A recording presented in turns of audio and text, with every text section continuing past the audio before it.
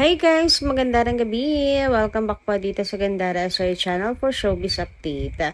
Nandito na naman nga po akong muli nagbabalik upang magatid sa inyo ng latest update and fresh happenings patungkol kina Kim Chiu and Paolo Avellino.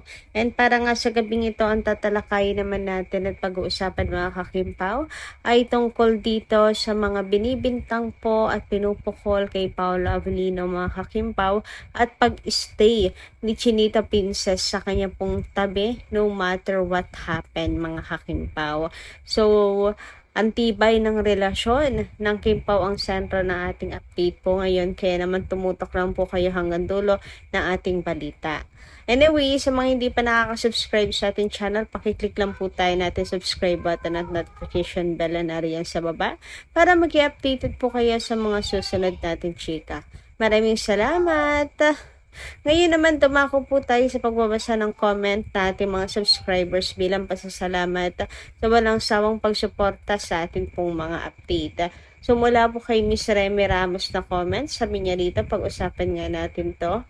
Well, John can always say no or say nothing, meaning I know also. It is not a forced issue. Those who wants to bash Kim, why not try to help sometimes? Alam niyo, mas masarap ang magbigay kaysa tumatanggap. That means you are more blessed. Hindi naman kawalan sa kanila ang 10,000 pesos.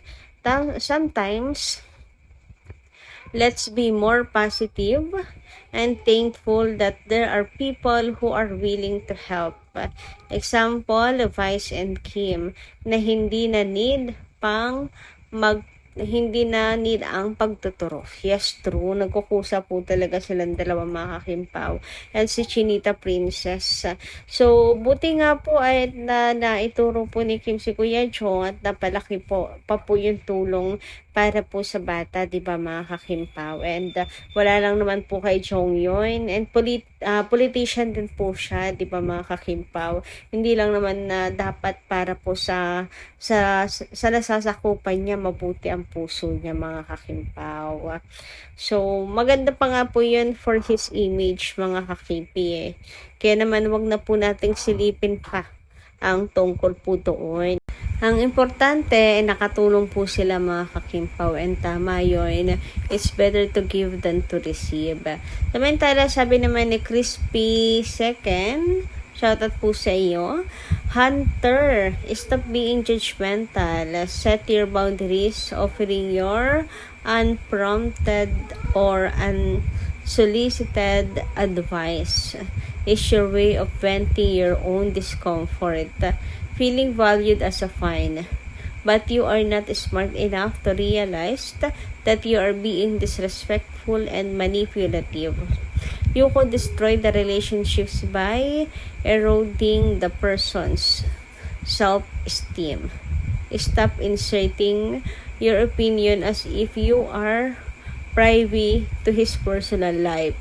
Keep in mind that you are just a mere outsider looking in. Ayan. So, lahat naman tayo actually mga kakimpaw. Wala tayong karapatan. Kasi nga, mga outsider lang naman tayo mga kakipi. Hindi po natin kilala si Paolo Avellino in real life and si Chinita Princess in real life.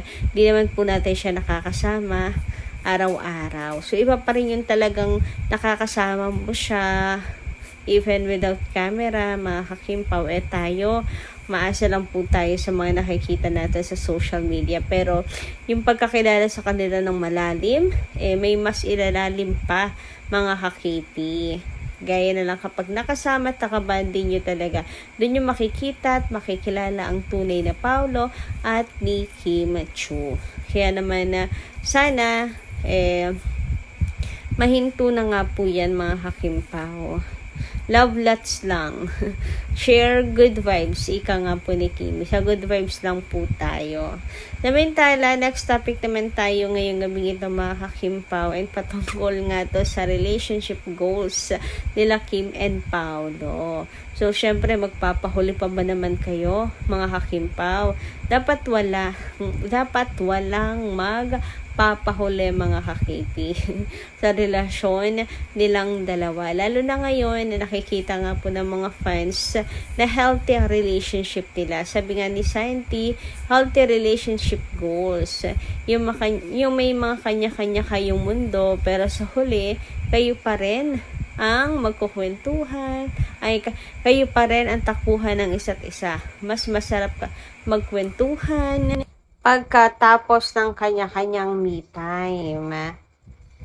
Nako, sa totoo lang mga kakimpo, napaka-healthy talaga ng relasyon nila Kim and Paolo, and talagang couple goals mga kakimpaw. Yan ang gusto ng lahat mga kakipi. Tulad ng ginagawa nila Kim and Paolo.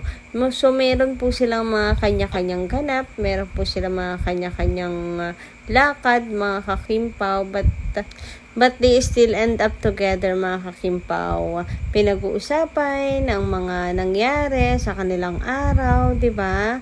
Yan ang maganda sa relationship nilang dalawa Wala pong pigilan sa mga nais po nilang gawin pa sa kanilang mga buhay. For the support lang po sila mga kakipi.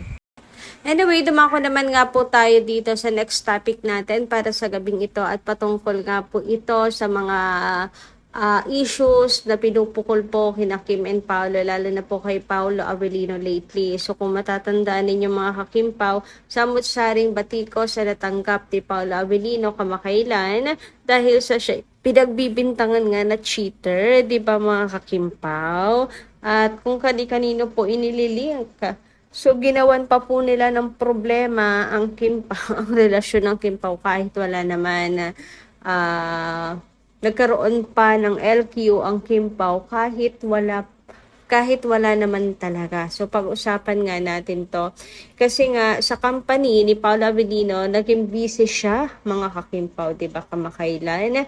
And meron pang gumagawa ng issues na may kakopol si Paolo, na may ibang tinatrabaho si Paolo, na may babae si Paolo doon, mga kakimpaw, ganyan. So, lahat pala ng yon mga kakipi, ay hindi totoo. Kasi, kung mapapansin nyo, talagang naging aktibo si Paolo Avellino sa kanya pong company na kinabibilangan, ang Lupon WXC, mga kakimpaw. Na dati naman, hindi po siya madalas mag-update. Pero kamakailan ay super busy nilang dalawa ni Kim Chiu sa kanilang mga business at nagpapaka-hands-on. So, yun pala, mga kakimpaw, malamang kaya siya busy kasi tinatrabaho po, mga kakimpaw, at isinasalba ang kumpanya. Di ba, meron na po ngayong balita na nagsampa ng kaso, criminal case against sa CEO and founder ng Lupon na si Kuya Nick nga, mga kakimpaw. So, meron pa nga pong pagsusumbong ang ilang fans kay Kim Chiu na ganito ang inaatupag ni Paolo. Yun pala, ay busy lang talaga si Pao to salba the company para sa ayusin ang kumpanya. Kaguluhan, problema sa kumpanya, mga kakimpaw, 'di ba? Dapat nga daw makonsensya ang ilan na gumagawa ng mga issues and all kay Paolo Avellino. Biruin niyo 'yon, habang si Paolo ay nagtatrabaho, inaayos, sinosolve ang problema, siya po ay binabansagan na babaero ng babae at kung ano pong inaatupag na cheater, ganyan, after ng problema. Hindi after kasagsagan ng siya po ay problemado. So, may pagsusumbong pa sila kay Chinita Princess at buti na lang si Kim, di ba mga kakimpaw, nag-stay kay Paolo Avellino. So, dinabayan niya si Kim, dinabayan ni Kim si Pao, hindi niya iniwan si Paolo sa ere, mga kakipi. Kaya, ayan, kudos sa relationship nilang dalawa. Both na sila ngayon na naka-experience ng ganyang problema sa kanilang kumpanya, no, mga kakimpaw. And both na nandyan din po sila para sa isa't isa. Yun naman ang importante sa lahat mga hakimpaw. Yung hindi po sila nag-iiwanan dalawa sa ere, na nagtutulungan po silang dalawa, na nandyan po sila to support each other, to comfort each other, magkasama sa hirap at ginhawa. Uy, lakas maka-Diyosawa lang ang peg. But anyway, totoo, di ba mga hakimpaw, ang sarap na magkasama sila sa ganitong times ng buhay nila, mga kakipi. So, marahil kaya po, tahimik rin si Chinita Princess itong mga nakaraan. Kino-comfort niya lamang po at hindi niya iniiwan si Paulo Avellino. Ayan, in kasiyahan man or kalungkutan mga hakimpaw, they are together. Sabay po nilang hinaharap ang mga problema na to mga hakimpaw. So, ayan, anong inyong masisay patungkol dito? Kawawa naman si Paulo, no? Habang nagtatrabaho at nai-stress, ay ginagawan pa ng issue. Anyway, hanggang dito lang po muna aking update. Maraming salamat po sa inyong pakikinig. Kita kasi po muli sa mga susunod natin chika. Maraming salamat at ingat po kayo palagi. God bless.